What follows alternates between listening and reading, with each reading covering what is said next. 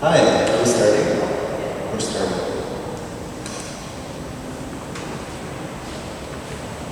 Would you guys like to come up and join us? Thank you for coming. My name is Michael Connor. I think maybe some of you recognize me from the 2 p.m. talk. But it's my great pleasure welcoming to this discussion about The Heart is the Lonely Hunter, an exhibition I co-curated with Suad Garayeva. On the end.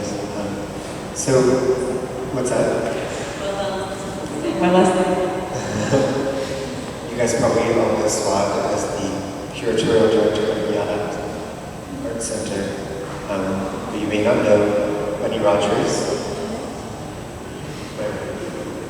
One of the artists in the exhibition has shown works from the Columbine Library series and joins us from Scotland. And Jasper Spicero joins us from New York City, and he's showing work from his Centers and Pain series. So, I suppose that, should I give a quick intro to the exhibition and we'll talk about it? Yeah. Or do you want to? The Heart is the Lonely Hunter is an exhibition that Suad and I began working on nearly a year ago. We were interested in thinking about there was a kind of starting point to wanting to think about something to do with art's relationship with the internet. And in particular, I think we both were interested in doing something that wasn't so much about a commentary on or analysis of art and the internet, but more of something about how people's experiences affect their feelings of pain, pleasure, desire, and disgust play out through the internet.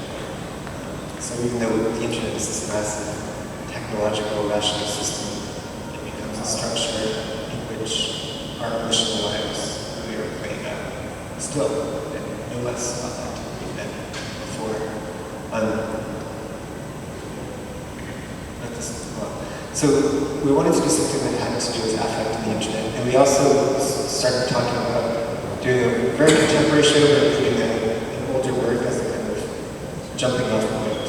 And so the work we agreed on was from Pierre Megan's Paredes series, No Ghost Just a Shell, which was a really influential work in the late 90s, early 2000s, in which the two artists purchased the copyright to an animated character and then sort of made her available for the reuse of other artists in a cycle of work that all start as one character. Pierre and Philippe were very excited about the philosophical implications of such a gesture, but I think that the project sort of opened up a number of questions when looked at from the perspective of today and the way that artists are working now. So we had a lot of questions about the work. And I suppose another kind of key part of the frame, besides just the general affect and then the specific work, was we were thinking about the kind of phrase fan art as like a guiding principle. So fan art is like a sort of an area of practice on the internet now in which people will take a fictional character or a real character that they feel an attachment to, and then use their image in their own narratives. So you end up with fan art in which people are writing pornographic fiction about people else, for example. And it really is very, often the fan art is very different than the original. And so in some sense, one could think of NV, the No Ghost Just a Shell project, as like a fan art project, although what's interesting in relation to that is like how there's like no fandom of it. It's sort of interesting that it's differences and similarities. So I think those were kind of our starting points. Do you have anything to add? Yeah, I think it's important to think about also the power relationships within images, and that this project was made in 2000, and back then the concept of internet art was non-existent, almost. No. That's what she said, 2006. Nearly. Post-internet. Post-internet, Oh, yeah, yeah, post-internet art was non-existent, and this was one of the kind of, and this image is very much an online image and associated with like online imagery as we know it today. And I guess then they were taking it as even the title suggests, no ghost, just a shell, means that the image doesn't have any power of her own. It's just a shell and divested of any humanity. Whereas what we see now is that images often carry a much bigger power than the real, often more power than their real counterparts, which I think is an interesting development also, as imagery online becomes ever more powerful, as we know it today. You know, I think it's something, I'm not sure like where I've come to at this point is thinking that images have more power than Pierre Prado allowed for, or if I just feel like it's more of a question. Yeah, but I guess the power, I mean like human, but they have much more humanities in a way. Maybe power isn't the correct word, but they have much more humanity. It's not so much about their shell, but what they represent actually. But I think, and I agree with that. And then no ghost, just the shell also sort of is like, but the shell is not anything can be put in it. Yeah, I guess there's something still still open to me, because when something's put in it, then obviously it has power. But is it only, I suppose that,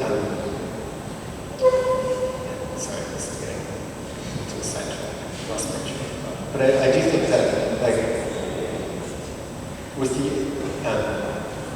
with the question of like whether images have power of their own, or whether it's only what we put in,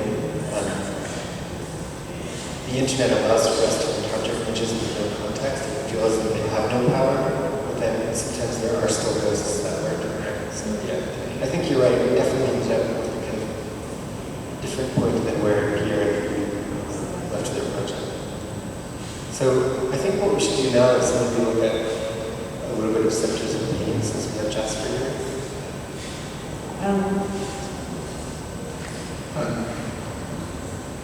You want to just talk us through this website? Because what we're showing is work from the series, but the website is making the most complete manifestation of the work in some way.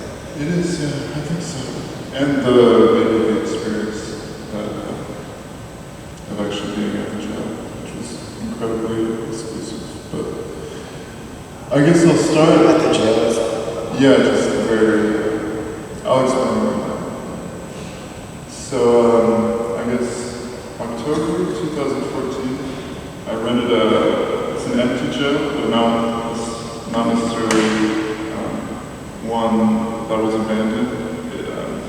I guess in a sense it was, but it was built in 2009, and then they lost the funding for the jail just before it was complete. So they furnished it, and they had all the essential items there. To operate a jail, it was fully wired with a security system, and then they lost funding. But afterwards, they hired a janitorial staff to clean the jail and sort of maintain it, and kind of freezing it in the moment when they lost money. So I rented it and created a new body of work to install there and to document. And then I shot a short movie with Bunny, with one of the actors, that's sort of an imagined fiction about the janitorial staff that has been cleaning the jail for the past 10 years or so. And Bunny played one of the three janitors. I also wrote a screenplay as well, which doesn't necessarily correlate literally to the short film that I made. It's a sort of narrative about a family that lives in a housing complex nearby the jail. And it's similar in the sense that it's the complex was abandoned shortly before being finished, but this family still lives there, and it takes place like 10 years from now, so I guess in like 2025. Anyways, it's a little abstract. This is a little bit of the video. One of the things that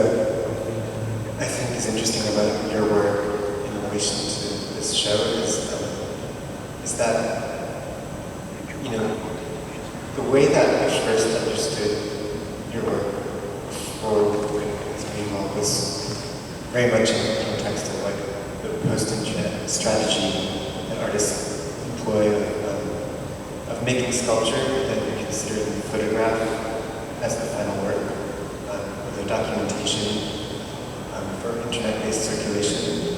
And so people that are associated with that might be sort of already working on makes often sculpture works, or other these works that exist in the gallery space, but then are really meant to be consumed as JPEGs on the internet.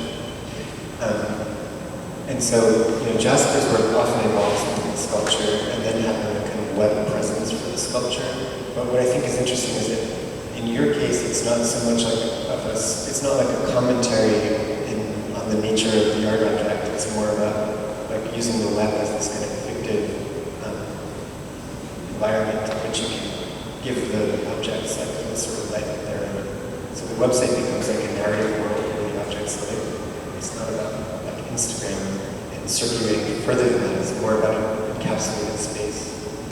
Is that, Yeah, but I think the very end of what it said in particular is what I focus on, is kind of an encapsulated space, because I do think of it as a kind of documentation of a moment that isn't necessarily visible in the photographs,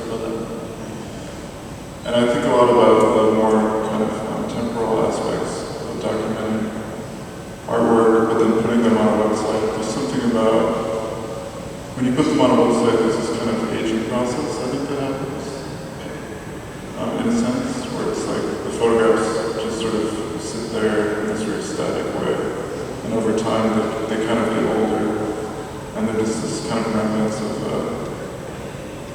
something that happened, I guess, or of this sort of narrative fracture, narrative world, I guess.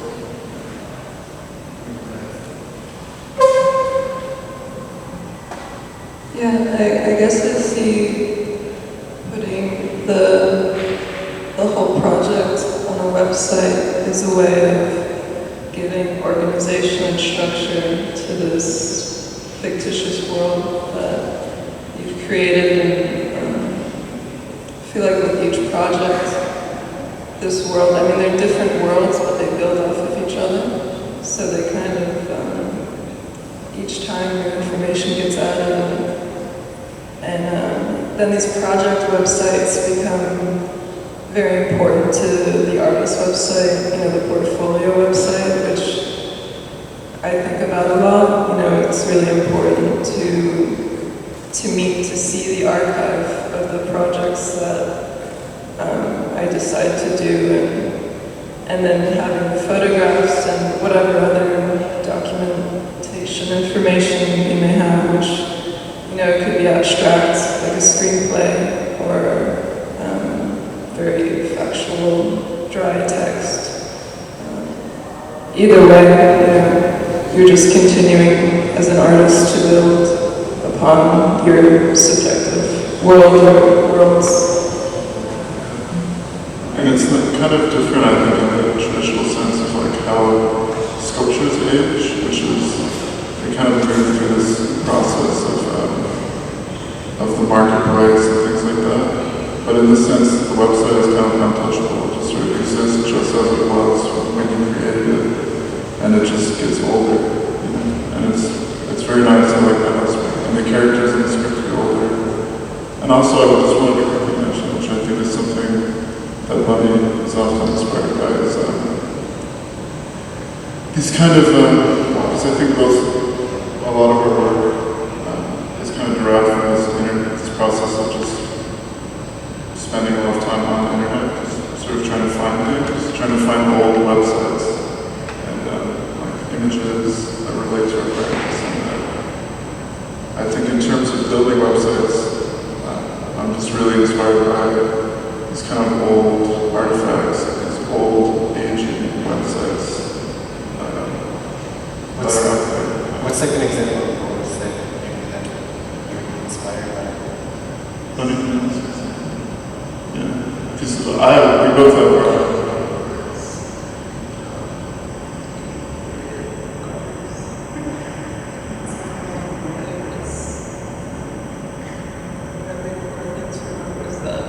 there's always an author attached to whatever the website is that you find. The old websites, you know,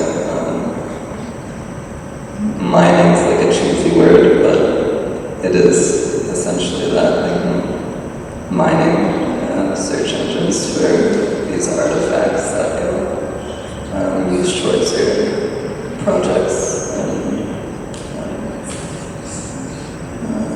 maybe go down. Oh, there's one down. Oh, is that your dad? There. No. Yeah. That's your dad. Is that why we're Anyway, this is why I found this website, because I was Googling my dad.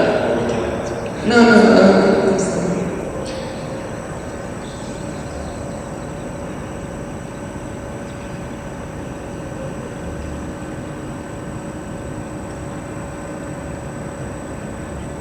We're gonna find him, but yeah. Google is Yeah, but the personal homepages is probably one of my biggest inspirations in terms of how I construct my identity online. And just going back to the photos and the documentation of sculptures, what Michael was talking about in his the previous talk about copying or just like continuing to use the fluorescent, the overblown walls and the fluorescent lighting and the institutional gray floor. It's a good starting point for knowing how to frame your artwork so that people will start looking at it and taking it seriously. I mean, I think when you don't know how to enter the art world, you know, it's this foreign, unreachable, exclusive community, but you have something you want to say. There's so much opportunity in the internet for, you know, carving out a name for yourself and doing that by, you know, following inspirational examples. And then you with photography specifically, I mean, you tweak it so that it represents you. I think that kind of happens in Jasper's photos more so than mine, because you make sure that you document all of your shows, and you're really specific about how you go about doing it, and the angles, and also the coloring is always very desaturated. I would say it's similar and just different, because I feel like you also choose very specific people to document your work. Yeah. But, So we talked about representing the work. In a way, I feel like the gallery is like this point on a process which extends backwards and forwards in time on different levels of networks. And you know, so we talked more about the representation. So the work has a life and ages on the internet, and it exists in these constructed spaces which are partly about performing yourself on the network, but then I think partly just, you know, more about giving the work a kind of home, especially in your case, Jasper. But Bunny, in your case, the internet is really present in the Columbine Library series in a few different ways, but one of the ways, just to like pick one, is the poetry and the videos. How long were you how much of a span of time of poetry making on the web does that relate to? So I graduated college in May 2012, and I went to art school, and I finished college not knowing what to do or what to make, and I didn't have any ideas for objects, and I wasn't inspired, and I thought, you know, the only thing I could get myself to do was write poems, but I guess writing is kind of inaccurate in that the poems, you have to go pretty far back, but the the poems were kind of collages of saved texts that I'd sent myself, or emails, or things people had said to me, or just like phrases that I'd picked out that I'd seen online that I found, important. And I would end up, say at the end of a week, having tons of texts and piecing them together in ways that made sense to me. And after a few months, I realized that it was turning into a poetry project. And it started on this Tumblr, which is pretty casual and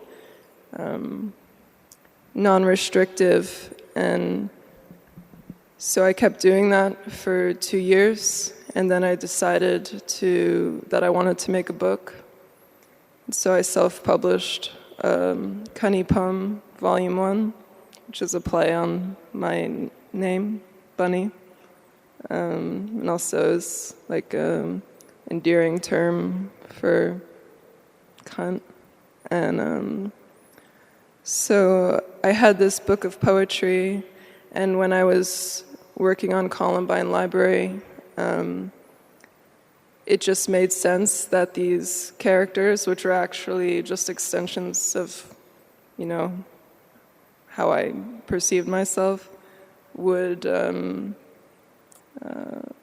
kind of take on different characteristics of myself. And then, so in the 2 poetry videos in the video screening room, Gaz and Joan, they're both reading a different selection of poetry, and it's based on just how I kind of thought about the character in my mind and what she would say and what poems were more like her, It's cool that, Can you talk a bit about how you actually relate to those characters and why it's these characters? Might be an obvious question, but I'm sure people ask this of themselves. Why did you pick them? So Gaz, the purple-haired short one, is from Invader Zim. Which is about an alien that comes to Earth and pretends to be like a regular school kid in the plan to destroy Earth. And Dib is the only kid in school who knows what Zim's plan is. And Gaz is his really angry little sister. And then Joan is from another show, Clone High, which was short-lived animation on MTV. And it's what it sounds like. It's a high school of clones of famous historical figures. So in Joan's case, it's Joan of Arc, and it's her angsty, 17-year-old self in the early 2000s. So I related to both of these characters because they seemed to be really unlikable, They weren't,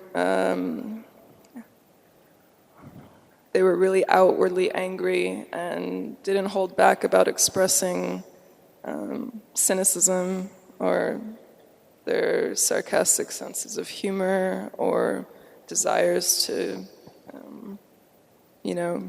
get vengeance.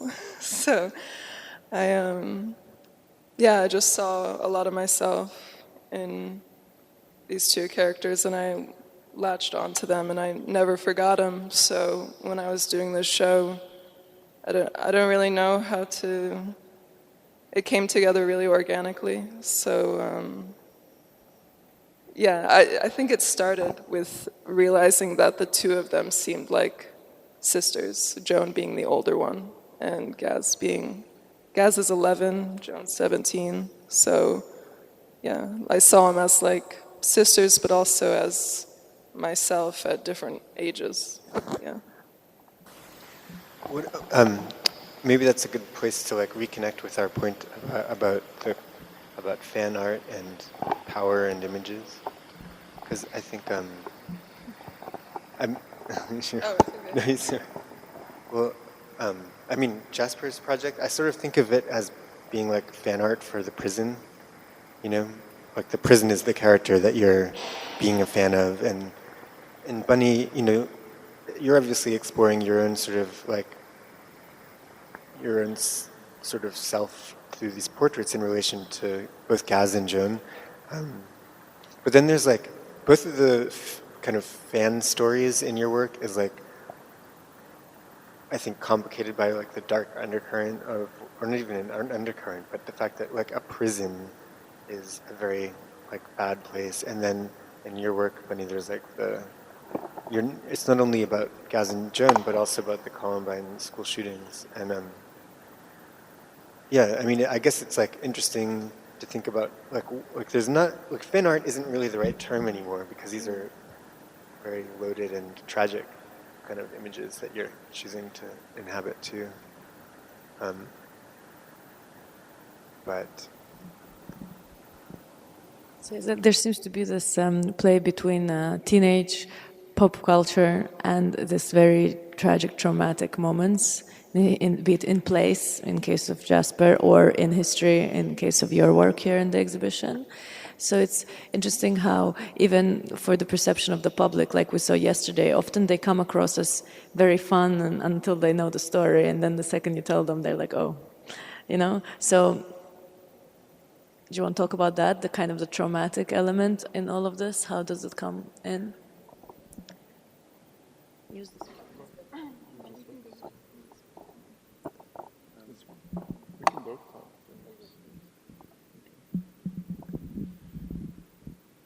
Or do you see the work as, Jasper, starting with you, do you see the work as like a working through of traumas in certain ways, like on a collective level or personal level? I don't know if would call it working through trauma, because maybe I'm just never adverse. used art as therapy. Yeah, maybe I'm just adverse to that traditional idea of like, yeah, art therapy, where you just, that's like the basis of your work. But I do think a relevant thing to say is that like my sort of way of approaching things is like hyper subjective maybe. It's like more about sort of, it's not necessarily about imbuing things with your own sort of personal narrative, but from my perspective, it's everything is already imbued with very personal things to me, you know. So it's like if I watch television shows, the ones that I'm really drawn to the most are ones that that I find to be about me, kind of. But then it becomes like not really working through anything, but just yeah, I don't know. That's a tough one. Well, maybe it's just locating it. Yeah, locating it and then just understanding it within this kind of large, like interweaving of narratives and just things that already exist, you know. Right. Which then becomes, you're more like relating it to the larger world. It's not just about like this internalized therapy. It's just like, how does it relate to this kind of larger inner workings that are how does around you? trauma exist in the world at large? Maybe Yeah, is the question. sure. I mean, with something like Columbine, which was such a hugely covered tragedy in the U.S., you know, I became obsessed with it in like my early 20s. I guess it's still my early 20s, but and not really knowing why. And I think you know, there's different ways that we register tragedies. You know, everybody deals with trauma differently, whether it's a personal trauma or a public trauma, but I mean, the public will always become internalized. It'll always become about you in some way, you know, because how you understand things is how you relate to it, or, you know, how you can, I don't know. You know, empathy is about is about understanding that the pain that you feel is, everybody feels pain as deeply as you do, if not more so, all the time, or just like certain events, but anyway. I think it's important to say, because for people maybe who don't know, who just came to the show, that Bunny's work in this exhibition relates to the Columbine shootings in a high school in America, and hence we're talking about this. I just became aware that people might not necessarily know this immediately. Yeah, the setting of the videos we were discussing, where Bunny is reading poetry in the guise of these two animated characters, is set in spaces which are, sort of, I guess, loosely modeled on Columbine High School spaces. Actually, exactly. Exactly modeled, rather. And I think it's just interesting, because to go back to our initial question as the starting point, like, you talked about empathy and how, about seeing yourself in images, but also understanding them as like sites where everyone else has their own kind of equally real emotional attachments, or embeds their own equally real emotions in them. And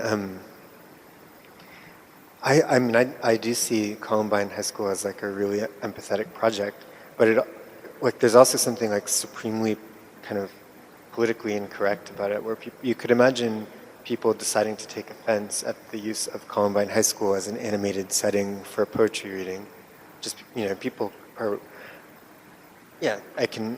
one can imagine that sort of response too, and of course that could be I guess valid. It's about like making public the kind of personal process of understanding and registering a trauma, which isn't politically correct mostly. It usually isn't. It's almost impossible.